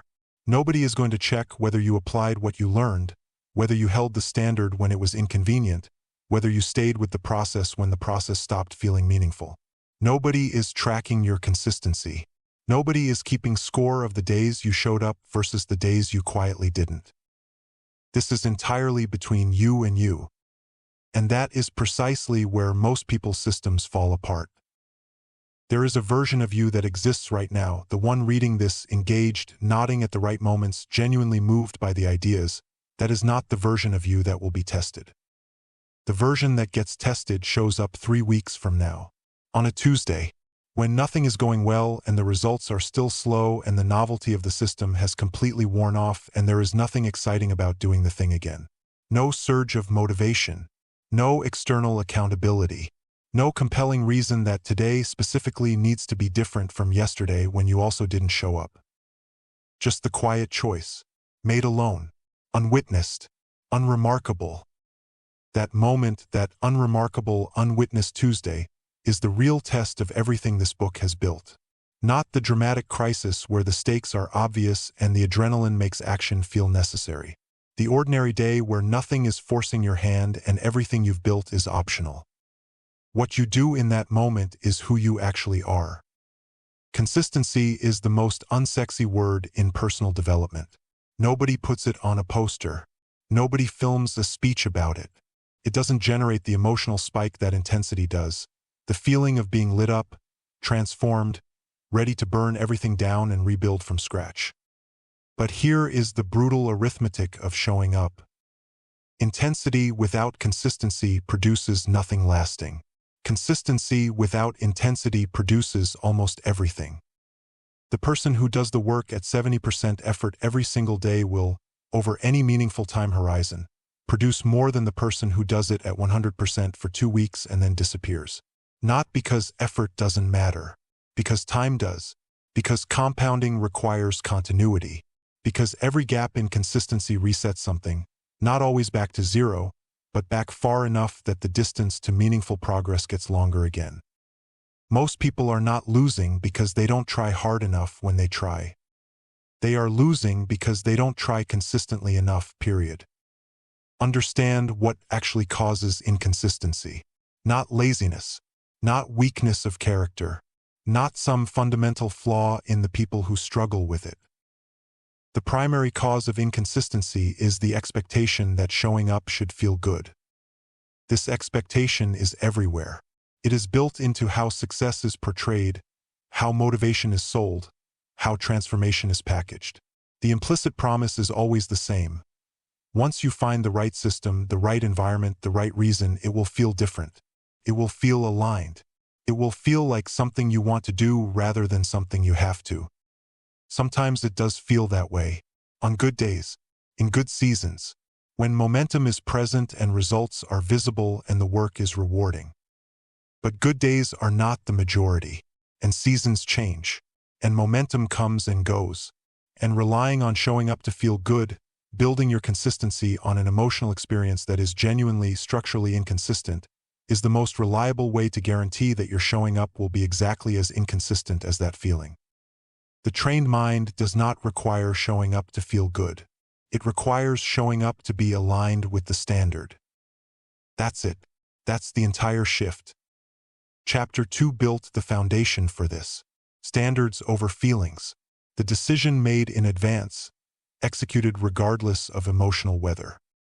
This chapter is where that foundation is stress-tested at its highest level, not in a single moment of discipline, but across weeks, months, seasons of ordinary life where the decision must be remade again and again without the support of novelty or reward or external pressure to hold you accountable. The Inner Voice chapter, Chapter 7, built the language for it. I show up. That's what I do. Not aspirational. Operational. A self-description that is maintained through behavioral evidence, one unremarkable day at a time. The Endurance chapter, Chapter 5, built the tolerance for it. The ability to continue when continuing is uncomfortable, when results are invisible, when the process is monotonous and the finish line is not in sight. Every chapter in this book was preparing you for this one. Not for the dramatic moment. For the Tuesday. Here's what showing up consistently actually looks like in practice, because it is important to be honest about this, to strip away the romanticized version and show it as it is. It is not always clean. It is not always the full version of what you intended. Some days you show up at reduced capacity, tired, distracted, not your best. You do the thing anyway at whatever level is available to you that day. A shorter version, a quieter effort, less than ideal. That still counts. In fact, the reduced capacity showing up may matter more than the full capacity version, because the full capacity version is easy. Anyone can show up when they feel strong, clear, and motivated. The discriminating factor is what you do when you feel none of those things and you do it anyway. Perfectionism is one of the most common forms of disguised inconsistency. The standard that says if I can't do it fully, I won't do it at all sounds like high standards. It is not. It is an escape route dressed as integrity. It is the permission structure that allows you to not show up and feel righteous about it. Done imperfectly, consistently, beats done perfectly, occasionally. Every time, without exception, across every domain where time and repetition determine outcome. Show up imperfect. Show up tired. Show up with less than you wish you had. Just show up. There is a compounding effect to consistent presence that goes beyond the skill being developed or the goal being pursued. It goes to the deepest level of what this book has been building toward. Every time you show up when you don't have to, when nothing external is forcing you and motivation is absent and the easier option is right there, you are making a deposit into the most important account you have. Your relationship with yourself. Self-trust, built in Chapter 2, is not a fixed resource. It is maintained through ongoing behavioral evidence. Every time you honor the commitment, especially when honoring it costs you something, the account grows. Every time you don't, it shrinks. And the balance of that account determines, more than almost any other factor, the quality of decisions you make, the risks you're willing to take, the goals you set, and the conviction with which you pursue them. Low self-trust produces timid goals, constant second-guessing, and a creeping suspicion that you cannot rely on yourself when it matters. High self-trust produces the opposite, a quiet, unshakable confidence that is not based on external validation or current circumstances, but on the accumulated evidence of your own behavioral history. You are building that history right now, one unremarkable day at a time. Let's address the disappearing act directly, because it is the most common pattern and the most costly one. Most people don't quit with a decision. They fade with a series of small absences. One day off becomes two. Two becomes a week. The week gets justified legitimately by genuine circumstances. Then the circumstances pass and a new habit has quietly formed. The habit of not being there. And the longer the absence, the harder the return. Not because the skill is gone, skills are more durable than people think. But because the identity has shifted. I am someone who was doing that becomes I am someone who was doing that for a while. The self-description changes. And as Chapter 7 established, behavior follows the self-description. The antidote is not white-knuckled recommitment every time you slip. It is reducing the size of what showing up requires until it is small enough that the absence becomes more effortful than the presence. When motivation is completely gone and everything in you resists the full effort, don't do the full effort. Do the minimum viable version.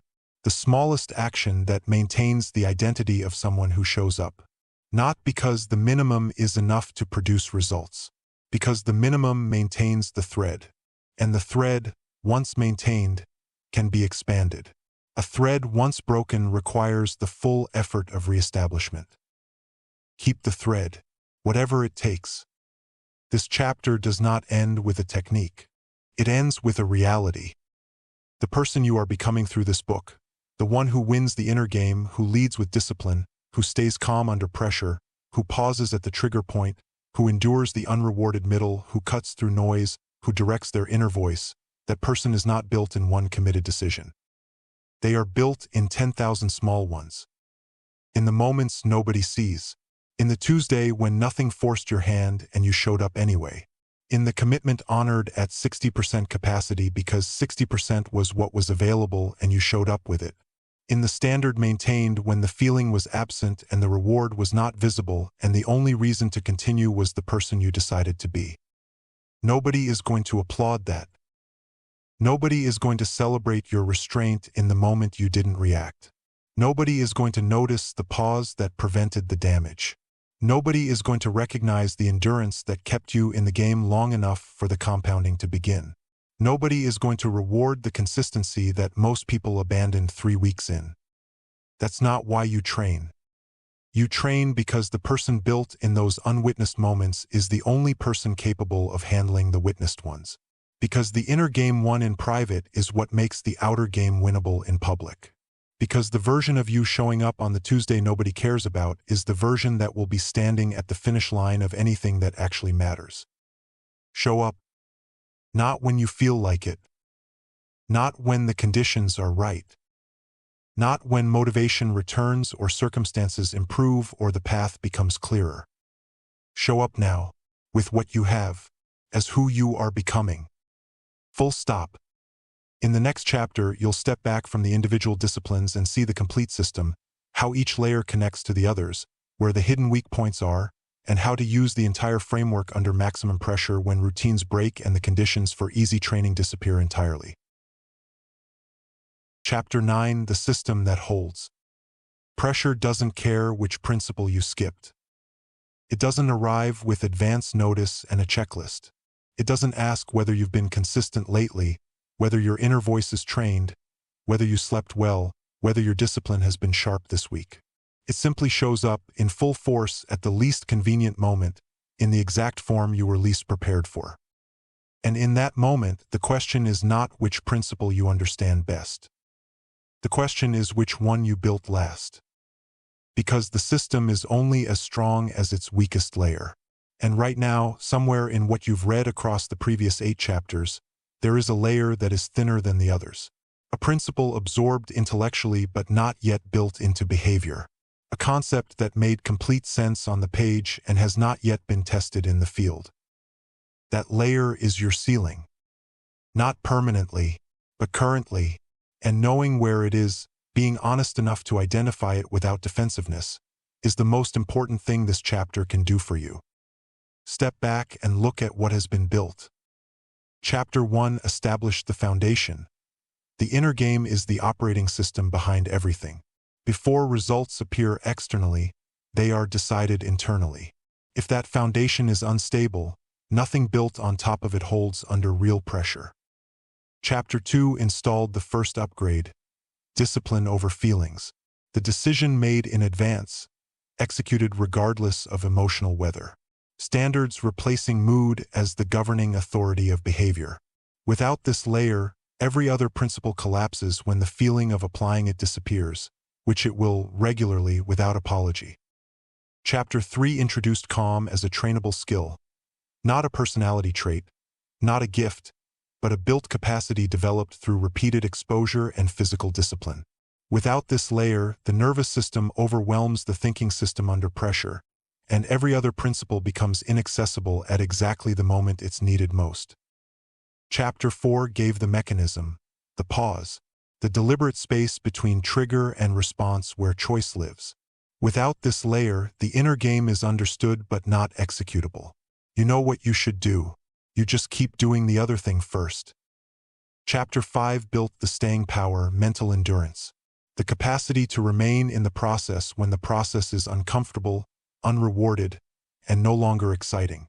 Without this layer, the system works beautifully in the short term and collapses in the medium term, right before the compounding begins.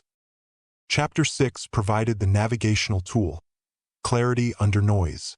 The ability to find the signal when everything is loud, to think sequentially when chaos demands simultaneous attention, to hold ambiguity without manufacturing false certainty.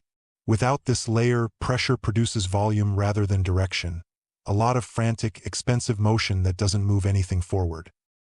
Chapter 7 went to the source code, the inner voice, the self-description running underneath every behavior, shaping identity, setting ceilings, maintaining history as though it were prophecy.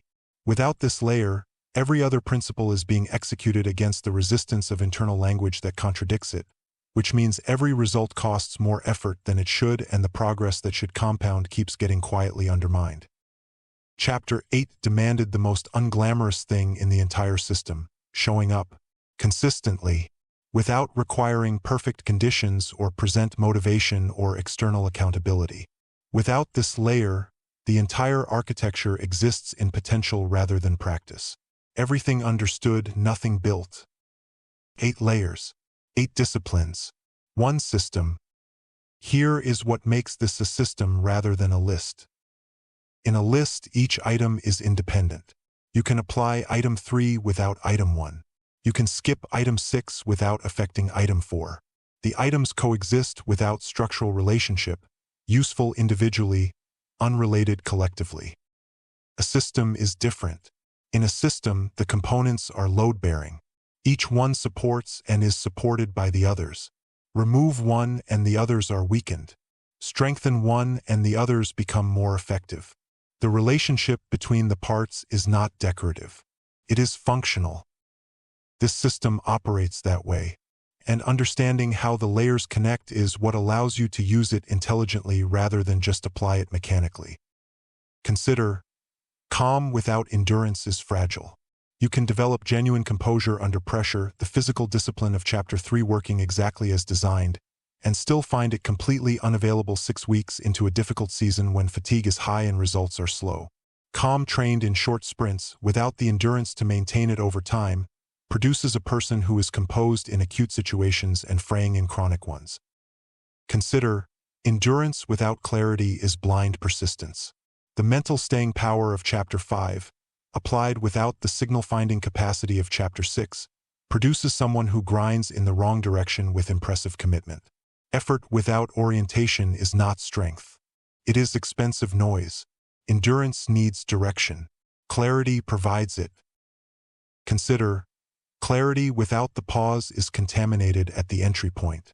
You can develop the ability to think clearly and sequentially through complex situations, and still find that ability unavailable when a trigger fires first and the reaction lands before the thinking begins. The pause is the gate. If the gate isn't there, the clarity you've built never gets accessed at the moment pressure is highest. Consider, the pause without the inner voice work is a daily battle against internal resistance. Every time you pause, the untrained voice tells you that you're being weak, that you should respond, that silence is losing. A pause practiced without the self-description to support it is fought for every single time. A pause backed by "this is who I am" becomes effortless over time. Same behavior, completely different cost. Consider, all of it, calm, endurance, clarity, the pause, the voice, without showing up consistently, is a house built beautifully and never inhabited. The principles require practice.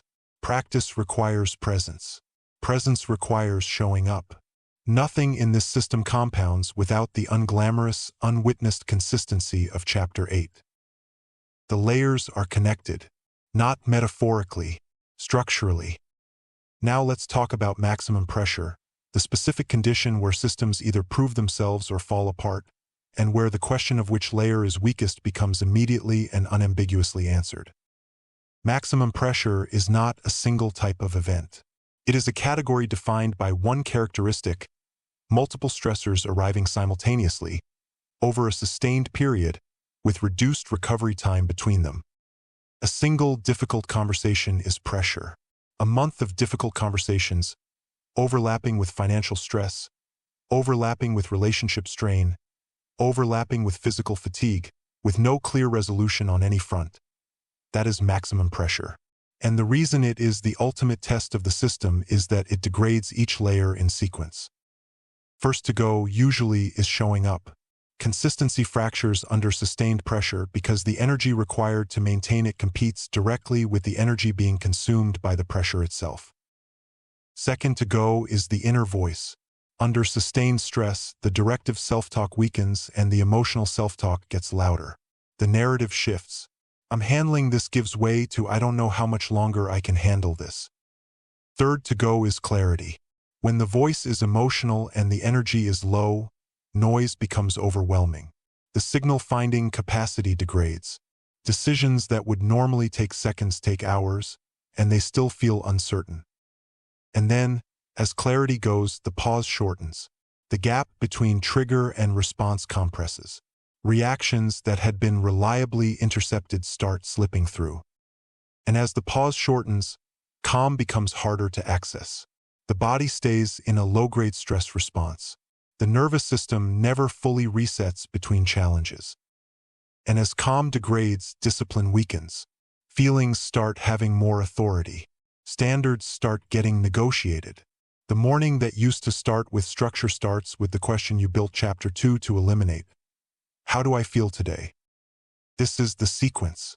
Not hypothetical, this is the documented, observable, predictable way that mental performance degrades under sustained maximum pressure in untrained systems. In a trained system, the sequence is interrupted at each stage. Not perfectly, not without cost. Under genuine maximum pressure, every layer will be tested and some will bend. The difference is not that trained minds don't feel pressure. The difference is where they bend and how they recover. The trained mind under maximum pressure returns to the first principle. What do I control right now? Not globally, not across the full scope of everything that is difficult. Right now, this moment, this decision, this response, this breath. The scope narrows deliberately, not as avoidance but as triage. Under maximum pressure, the full system may not be accessible. That's acceptable. What is not acceptable is abandoning the system entirely because deploying all of it simultaneously feels too difficult. You deploy what you have. You start with the layer that is most available to you in this moment. Maybe that's the physical entry point of calm, the breath, the shoulders, the jaw. Maybe that's the single question of Chapter 6. What actually matters here? Maybe it's the 3-word directive from Chapter 7. This is manageable. One layer, applied with consistency under maximum pressure, is enough to interrupt the degradation sequence. It is enough to stop the cascade. And once the cascade is interrupted, the other layers become more accessible. Not instantly, gradually, but the recovery begins from the moment one layer holds. This is what it means for a system to hold.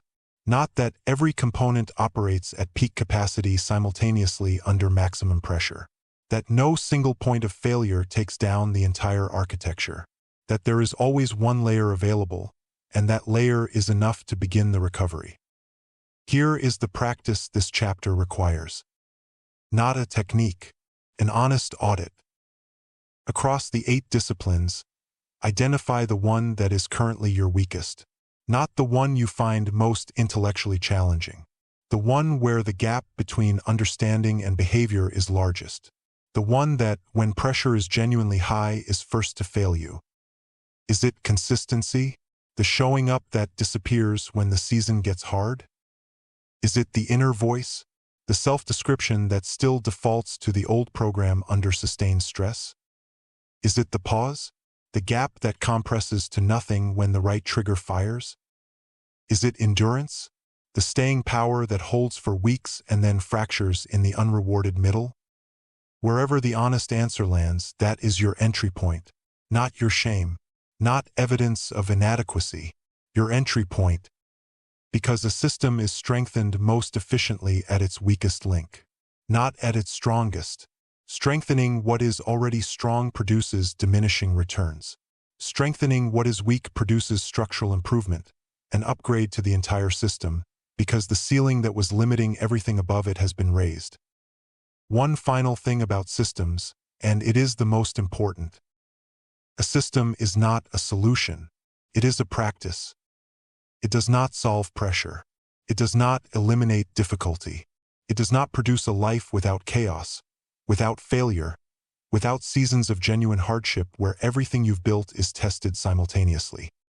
What it does is give you a way to be in those seasons that is different from the way you were before you built it. A way that keeps you functional when functioning is hard. A way that keeps you directed when direction is unclear. A way that keeps the inner game intact when the outer game is falling apart. That is not a small thing.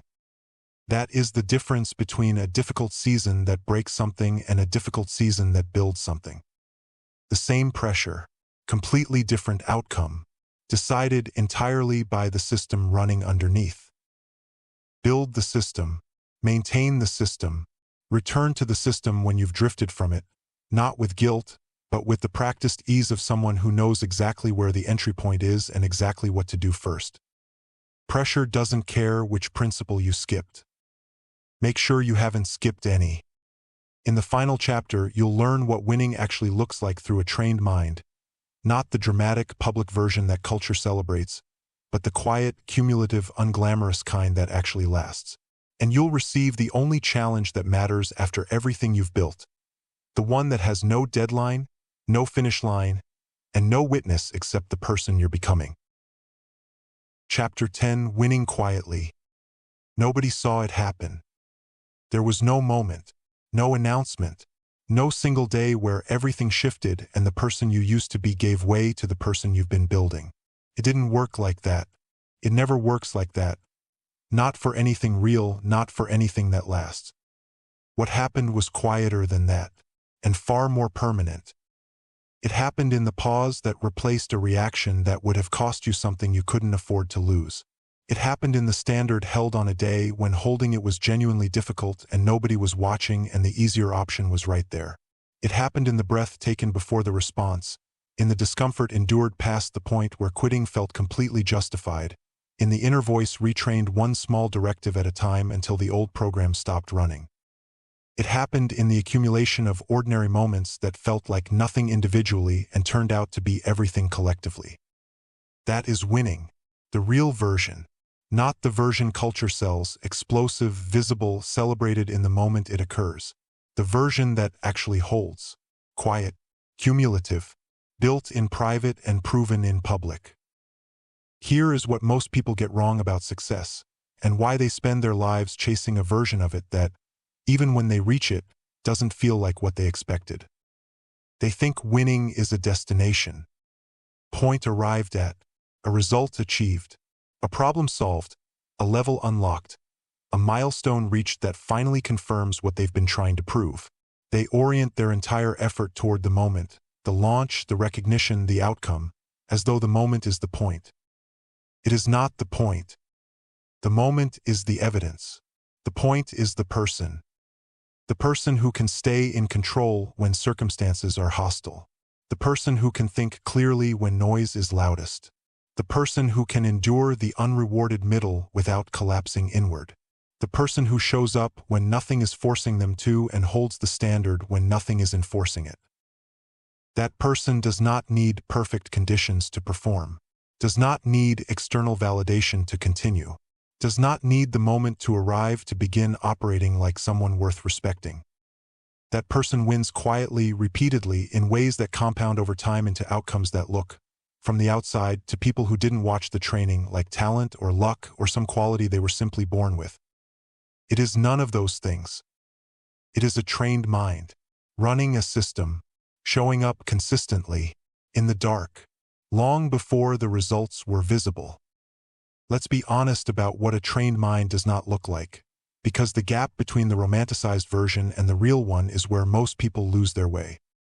A trained mind does not feel certain all the time, carries doubt and moves anyway. A trained mind does not feel calm all the time. It feels pressure and stays functional anyway. A trained mind does not feel motivated all the time. It feels resistance and executes the standard anyway. A trained mind does not win every exchange, handle every situation perfectly, or navigate every season without cost. It makes mistakes. It has bad days. It has seasons where the system bends under sustained pressure and layers fail and recovery is slow. The difference is not the absence of those experiences. The difference is the response to them. An untrained mind treats every setback as evidence. Evidence of limitation, of inadequacy, of some fundamental truth about what is and isn't possible for this specific person. It rushes to meaning, personalizes data. It collapses the gap between what happened and what it concludes about who you are. A trained mind treats setbacks as weather. Real, sometimes severe, requiring a response, but not permanent, not predictive, and not a verdict on character. It stays longer with the experience. It separates outcome from identity. It absorbs impact and remains functional. That capacity to absorb and remain is not dramatic. It does not look impressive from the outside. But it is the quality that determines, more than any other, who is still standing at the end of any long game. The long game is the only game worth playing. There is a specific kind of freedom that comes from a trained mind that is worth naming before this book closes, because it is the thing most people are actually searching for when they chase confidence, success, recognition, and control over their outcomes. They are searching for a life they are not afraid of.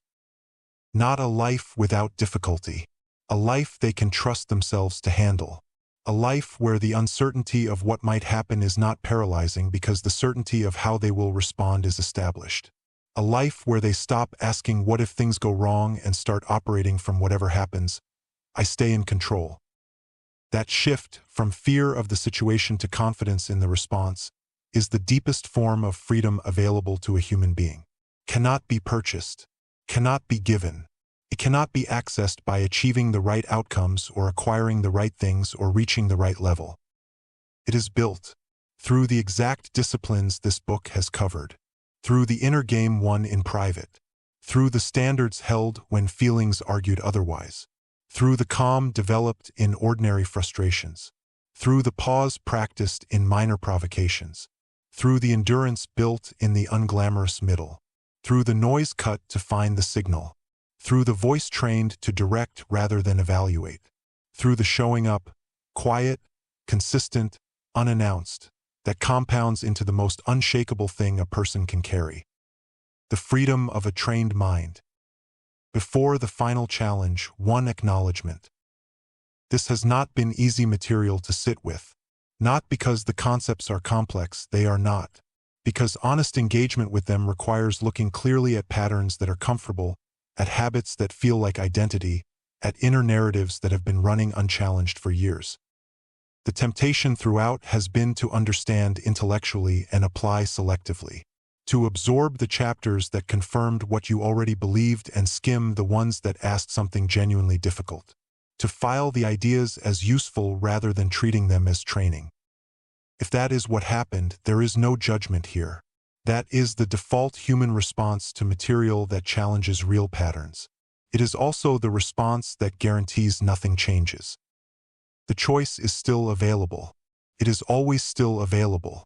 Not to go back to the beginning of the book and start again. To go back to the chapter that landed hardest and apply it, once imperfectly today, then again tomorrow. The system begins wherever you begin it. Start there. The final challenge. This is not a question with an answer you write down. It is a challenge with a response you live out. It has no deadline, no finish line, no metric that confirms completion, no moment where someone tells you that you've passed. It runs continuously in every decision made under pressure, in every standard held when feeling argued otherwise, in every pause taken at the trigger point, in every day shown up to when nothing was forcing the showing up. The challenge is this: become the person who doesn't need perfect conditions to stay in control. Not the person who performs control when the stakes are visible and the audience is watching. The person for whom control is simply the operating standard, in private and in public, in good seasons and in difficult ones, in ordinary moments and in extraordinary ones. Not the person who trains when motivated. The person for whom training is the standard and motivation is irrelevant. Not the person who handles pressure well when rested, prepared, and supported. The person who handles pressure adequately under any conditions, because adequacy under any conditions outperforms excellence under ideal ones, across any timeline that matters. That person is built, not found, not unlocked, not waiting inside you to be released by the right circumstances or the right inspiration. Built through the repetitions, through the standards, through the showing up that no one applauds and everyone eventually notices. The training never ends. The system never stops requiring maintenance. The inner game never reaches a final state where it no longer needs to be played. And that is not a burden.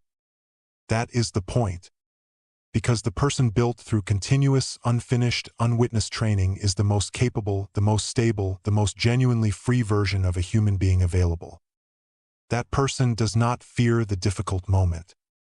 That person has been preparing for it every ordinary day that came before. Closing note after the last page.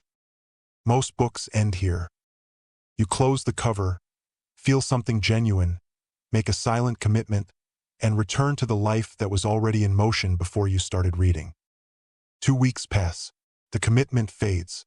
The feeling dissolves. The ordinary reclaims everything the extraordinary briefly displaced. This book was not written to produce a feeling. It was written to produce a system, and a system is not evaluated at the moment it is understood. It is evaluated at the moment it is needed, under pressure, in the dark, when nothing external is supporting it and the only thing keeping it running is the standard you built before the moment arrived. That moment is coming. It may already be here. The only question that matters now is not whether you understood the 8 disciplines. It is whether you will build them, one imperfect repetition at a time, in the ordinary moments nobody watches, across the unremarkable days that decide everything. You now have the system. What you do with it is entirely, irrevocably yours. Go train. End of trained mind. The 8 discipline system to stay in control when everything tries to break you.